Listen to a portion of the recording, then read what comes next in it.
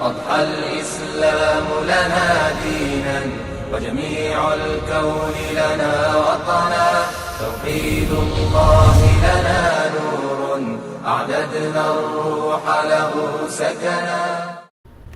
On a au sortir du 19e siècle, on a un monde occidental qui s'est sécularisé, qui a mis la religion chrétienne de côté, et donc qui va commencer à imposer sa propre religion, sa nouvelle religion, une religion séculière, donc il va imposer sa religion au reste du monde. Donc ça se fait par deux moyens aujourd'hui, hein. C'est historiquement par la colonisation déjà, donc ils ont colonisé les différentes parties du globe, et donc ils correspondaient, selon leur vision à eux, au modèle sociétal et politique le plus évolué. La démocratie, c'est le système le plus évolué. La preuve, c'est que les Européens ont été capables, en sortant de la religion, d'imposer leur influence au reste du monde. Et donc, finalement, cette imposition par la colonisation, elle se poursuit à l'heure actuelle par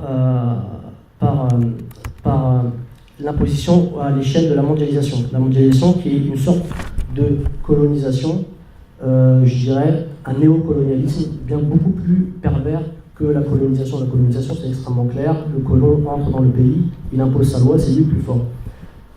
Le néocolonialisme par la mondialisation, c'est une destruction culturelle de chacune des identités de la planète, malheureusement par les propres indigènes locaux qui ont été acculturés par la civilisation dominante, c'est-à-dire la civilisation occidentale.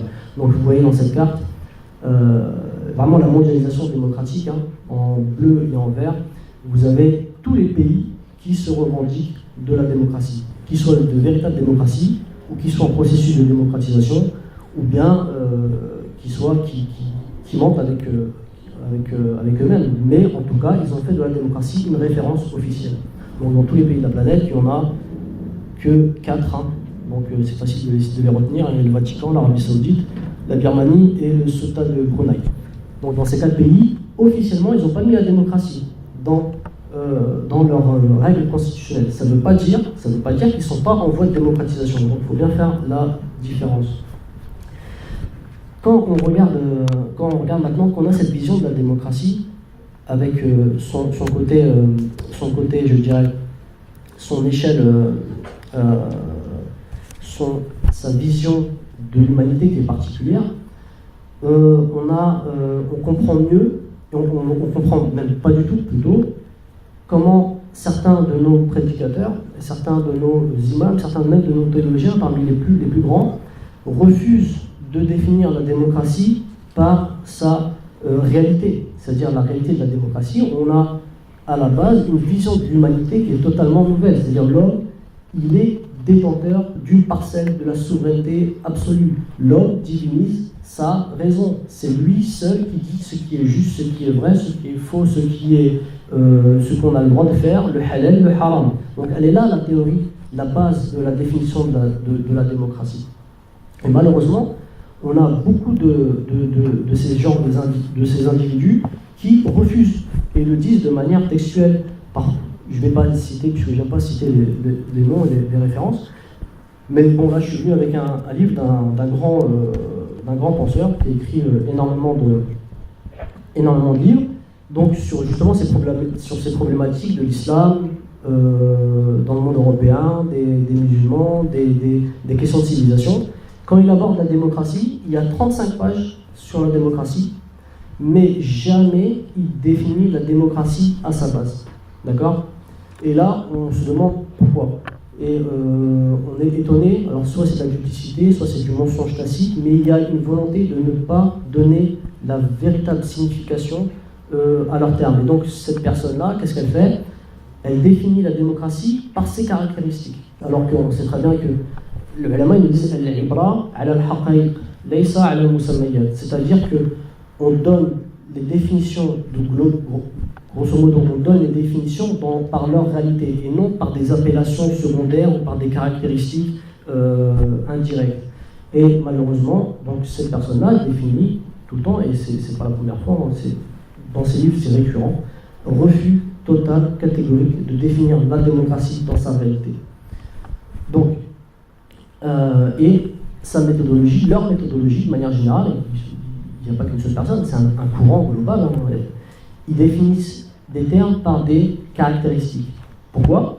Pour essayer de déterminer certaines caractéristiques et d'aller les chercher dans l'islam, en disant bah, on a telle caractéristique dans la démocratie, on a une autre dans l'islam, donc vous voyez bien, islam et démocratie peuvent avoir des éléments communs.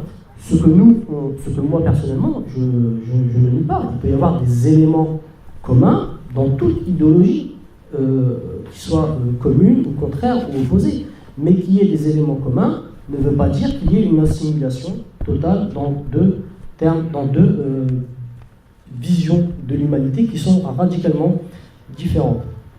Donc, et ça on remarque que ça fait partie d'une nouvelle approche de certains philosophes et certains grands penseurs occidentaux, parce qu'ils sont gênés, ces personnes qui veulent nous imposer la démocratie d'un point de vue mondial, hein, parce que quand on leur dit la démocratie c'est une idéologie qui est née dans le monde occidental, qui est donc grecque, athénienne, qui a été formatée, qui a été transformée par le christianisme, eh bien, ils sont gênés parce que ça voudrait dire quoi? Ça veut dire qu'ils sont en train d'imposer culturellement, politiquement, une vision qui est européenne, d'accord, à la base, qui est européenne, au monde entier.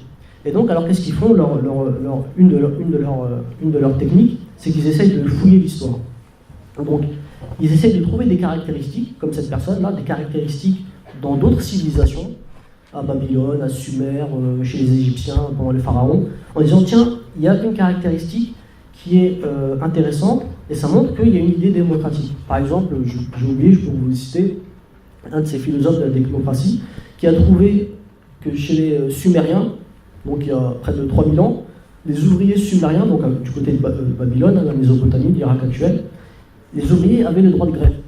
Donc, en se basant sur le droit de grève, il est parti à nous faire un pièce phénoménal en disant, bah voilà, il y a une idée de démocratie. Donc, moi, j'ai l'impression d'avoir à faire une réflexion d'enfant, plutôt que de philosophes titulaires de chaires universitaires.